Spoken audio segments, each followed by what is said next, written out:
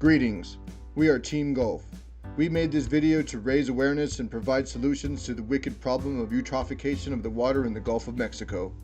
We will describe eutrophication and its process, its current state, some future scenarios and visions for the future, as well as transitional strategies to get us there.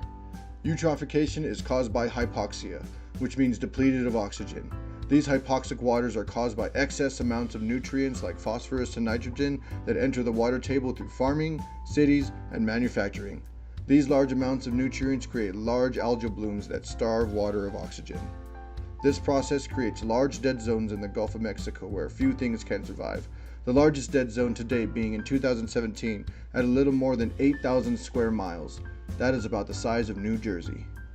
These problems affect many areas and stakeholders, including farmers, fishermen, aquatic wildlife and ecosystems, the tourism industry, and of course, us, because this wicked problem may affect what is on our dinner plate in the future.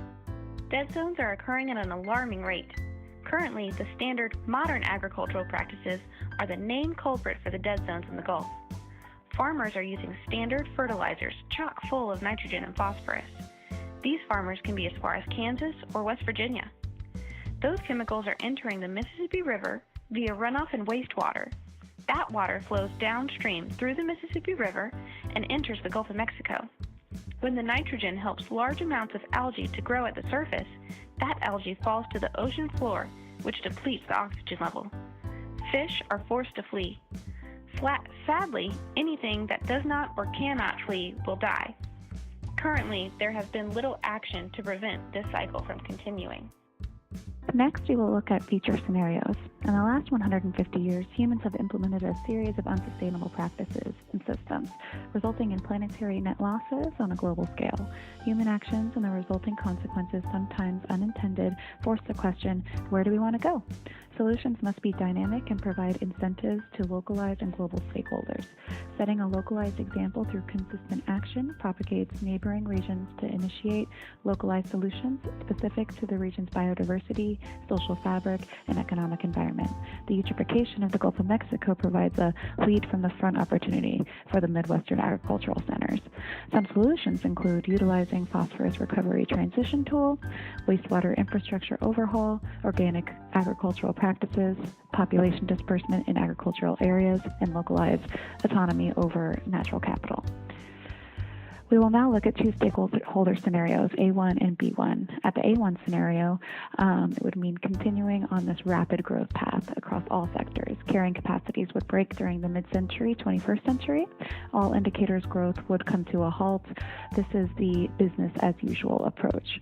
In the B1 scenario, much like the A1, it would continue to grow at a rapid pace until mid-century, but governments and economies would adapt, propagating the development and reliance on renewable energy. Alternative economic strategies, green technology, and stabilizing population growth. A desirable B1 scenario would rely heavily on the use of solar and wind energy, new resources for more sustainable technological materials, as well as subsidizing new economic opportunity, emphasizing increased economic equity. In the overall vision, the B1 localized communal approaches are considered the immediate societal impacts of a given solution. How localized are we talking here? Over 50% of the population lives in centralized urban centers. Although close in physical proximity, urban centers are hardly the harbingers of community cohesiveness, especially in comparison to the small town feel of the Midwest. The disbursement of the current population over agricultural land would be beneficial to more intimate social interactions and localized crop yields. The social fabric would change to a regional identification of environment, social, and economic needs based on the available biodiversity and natural capital, much like representing a city but in the county regional level. In order to find a solution to the issue of eutrophication in the Gulf of Mexico, a collective vision needs to be established. The vision needs to take into account the social, economic, and environmental impact it will have on society. One of the hardest factors is the process of creating a vision with many stakeholders involved. We can start by creating incentives for stakeholders to come together to discuss changes they are willing to make that benefit the environment, economy, and society. We can do this by giving hypothetical solutions for them to discuss together to ensure they are able to voice their opinions. Some incentives may include awarding grants to states, watershed groups, and wastewater facilities to add nutrient-driven water quality problems. By exploring the B1 scenario, it will be much easier for stakeholders to be open to the environmental changes that are needed in order to decrease the nutrient load.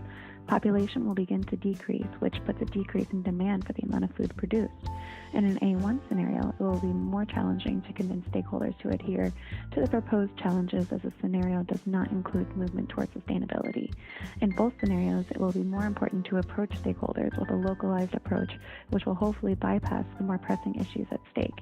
We will need to emphasize to stakeholders the major repercussions that will ensue if they do not continue on the path to fixing the issues at hand. After all the stakeholders have met and agreed to the proposed plan, federal laws will need to be published within the next 10 years to establish a halt in excess nutrients in the vital bodies of water. As our previous slides have stated, eutrophication in the Gulf of Mexico is a complex and dynamic wicked problem that require a multifaceted vision as well as a multifaceted approach and considerations of transition strategies.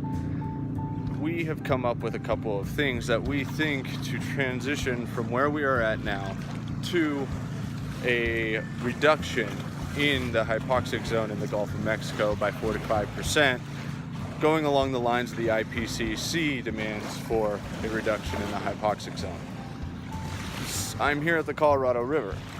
Now, although this watershed does not contribute to hypoxia or eutrophication in the Gulf of Mexico or oversaturation of phosphorus and nitrates, it does have some unique transition strategies that both California and Arizona have used that are able to make the situation with the Colorado River better. Some of these transitions that we want to go over, as seen by the transitional flow chart, have to do with partnerships with institutions, mitigating population disbursement. That's a big one. That's something that's happening especially in Arizona, and something that we think would translate well to the Midwest. Also water treatment in the Midwest of agricultural runoff. So these are some of the transition strategies that we believe would alleviate the issue over time.